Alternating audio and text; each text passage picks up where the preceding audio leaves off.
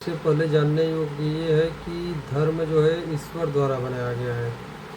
क्योंकि धर्म जो है उसका पर्यायवाची शब्द है गुण और कर्तव्य।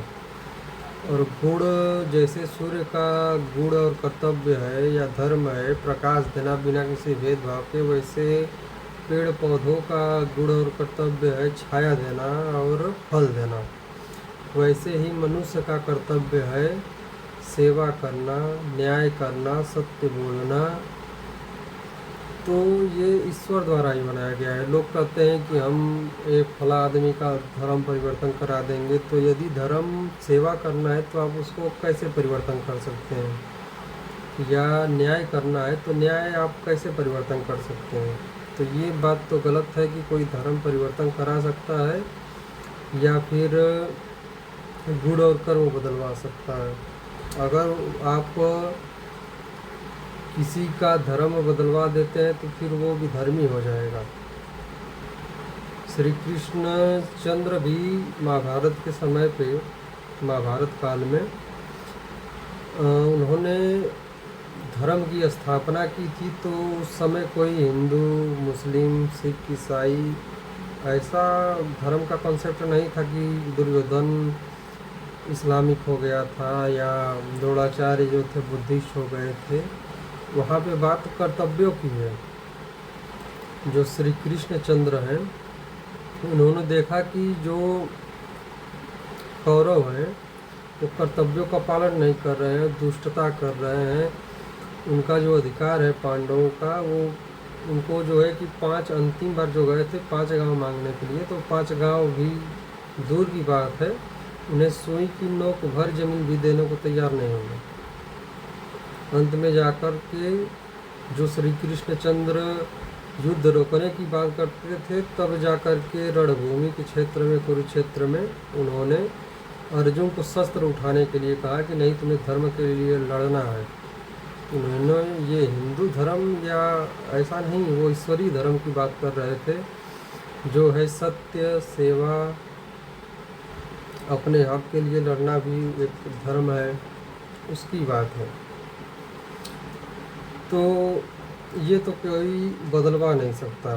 यदि कोई कहता है, और कुछ लोग तो लोगों के अंदर ये बात बैठाने में सफल हो गए हैं कि धर्म का मतलब हिंदू मुस्लिम होता है। क्योंकि अगर हम लोग किसी के पास जाते हैं कि धर्म क्या है ये पूछने के लिए, तो लोग कहते हैं कि धर्म वरम कुछ नहीं है,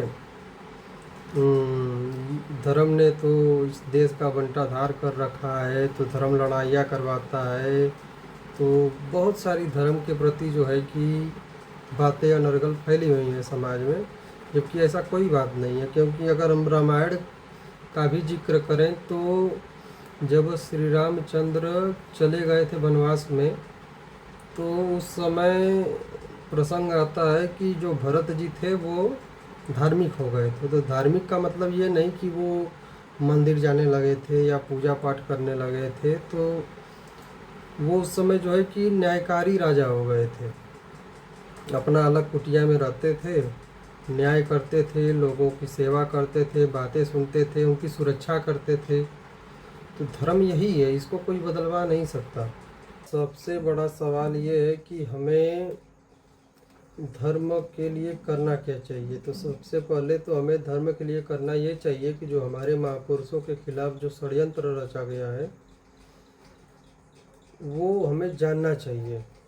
जैसे कि भगवान श्री कृष्ण के खिलाफ षड्यंत्र रचा गया है कि श्री कृष्ण तो चोर हैं, महिलाएं जाती थी नहाने के लिए तो वो कपड़ा लेकर के छुपा देते थे, या माखन चुराते थे, या ऐसे भी बहुत कुछ बातें हैं। जबकि यदि हम महाभारत पढ़ेंगे तो श्री कृष्ण से लगभग 4 गुना बड़े जो भीष्म पितामह हैं उन्हें दूर से प्रणाम करते थे। शत्रु भी उनसे शत्रुता के भाव से कभी नहीं मिलता था। कर्ण भी उन्हें दूर से प्रणाम करता था, चाहे वो विदुर जी के पास जाते हों या गुरु द्रोणाचार्य भी उन्हें प्रणाम करते थे। तो भगवान श्री कृष्ण की छवि बहुत अच्छी थी। उनका कोई तुलना नहीं हो सकता मनुष्यों से। लेकिन जब यदि हम ब्रह्म वैवर्त पुराण पढ़ें तो ब्रह्म वैवर्त पुराण में श्री कृष्ण के छवि को धूमिल किया गया है। आपको अगर उसे पढ़ लेंगे तो आपको नफरत सी हो जाएगी, ऐसा वर्णन है। यह एक कपोल कल्पित ग्रंथ है, हमें इससे बचना चाहिए। और जो महाभारत ग्रंथ के प्रति ये दुष्प्रचार किया गया कि महाभारत घर में रखने से क्लेश हो जाएगा, तो हमें इससे बचना चाहिए। हमें हर घर में महाभारत रखनी चाहिए, महाभारत पढ़ना चाहिए, महाभारत का प्रचार करना चाहिए, ताकि जो श्री कृष्ण की जो छवि है, जो सच में छवि है, वो लोगों के पास पहुंच सके। और इसी में एक हमारे पास पुस्तक है रामगंगा। ये पुस्तक है, इसमें श्री रामचंद्र जी के ऊपर कुछ सवाल उठे हैं, जैसे कि रामचंद्र मांसाहारी थे, या एक मिथ फैलाया गया है कि द्रौपदी ने कहा था कि अंधे का पुत्र अंधा, तो इसलिए जो है कि दुर्योधन ने ऐसा युद्ध वाला काम किया। तो ऐसा कुछ नहीं है। अगर आप इसे पढ़ेंगे तो इसमें सब शंकाओं का समाधान है इस बुक में। शिक्षा के बिना तो हमें नहीं लगता कि कोई धर्म की लड़ाई लड़ पाएगा। उसके लिए पहले हमें शिक्षित होना पड़ेगा, क्योंकि ये जो शिक्षा है यही हमें जो है इस धर्म की लड़ाई में जीत दिला सकती है। तो हमें ये रामगंगा जो है, जो इनके लेखक हैं इसमें राजेशाचार्य जी, इन्होंने इसे लिखा है। और दो और पुस्तक है, एक है सत्यार्थ प्रकाश,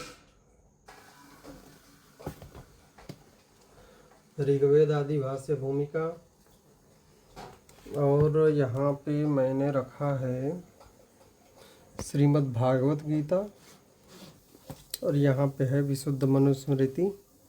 यहाँ पे मैंने मार्क लगाया हुआ है कि कहाँ पे क्या चीज़ लिखा है, कर्म के बारे में, धर्म के बारे में, मांस खाना चाहिए पाप है कि क्या है। यहाँ पे मैंने इसमें भी मार्क लगाया है। और कुछ किताबें यहाँ पे हैं, जैसे कि इसमें वेद है, 6 शास्त्र है, इन सब में पुराण वगैरह भरा है। इसमें वो कुछ ग्रंथ हैं। तो सब मिलाकर बात यह है कि हमें पढ़ना चाहिए। यदि हम नहीं पढ़ें तो बिना पढ़े धर्म का बचाव हम नहीं कर पाएंगे। जो वास्तव में धर्म है, जो सनातन है, सनातन से मतलब ये है कि जो पहले था, है और रहेगा। जैसे सूरज का चमकना था, है और रहेगा। पेड़ छाया देता था, देता है, देता रहेगा। मनुष्य का जो धर्म है न्याय करना, तो वो हमेशा ही रहेगा, उसे कोई बदल नहीं सकता। हमें उसी की रक्षा करनी है। हमारे जो महापुरुष हैं श्री रामचंद्र जी या श्री कृष्ण चंद्र जी, तो हमें उनकी जो शिक्षा है वो उसी रूप में हम जानें। इसके लिए हमें धर्म बचाना है, हमें सनातन बचाना है। तो आप लोग भी हमसे जुड़िए। हम जो है ब्लॉग के माध्यम से आपको धर्म बताएंगे।